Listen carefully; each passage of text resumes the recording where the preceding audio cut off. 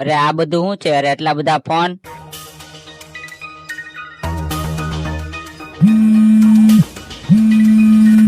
આ ફોન કોનો આવે છે? પણ આટલા બધા ફોન આ કડિયા પ્લાસ્ટર માં હું લેવા સંતાડ્યા છે? લાગે છે કે કાંઈક ગડબડ છે.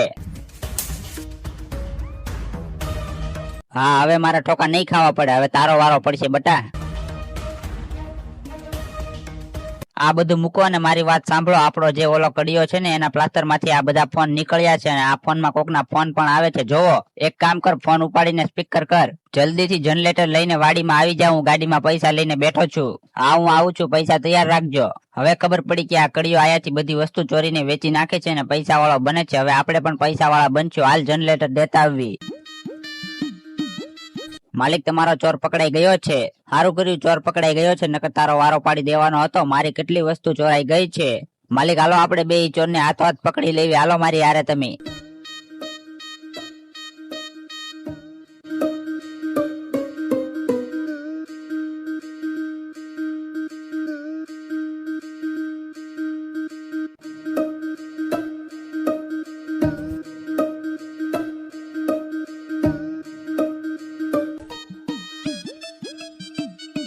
હાલે આ જનરેટર અને લાય અમારા પૈસા. અરે ઠોકીનો, જે થાળીમાં ખાવ છો એમાં જ થૂકો છો. અરે માલિક, તમને કાંઈક ગલત ફહેમી થઈ છે. અમે ચોર નથી.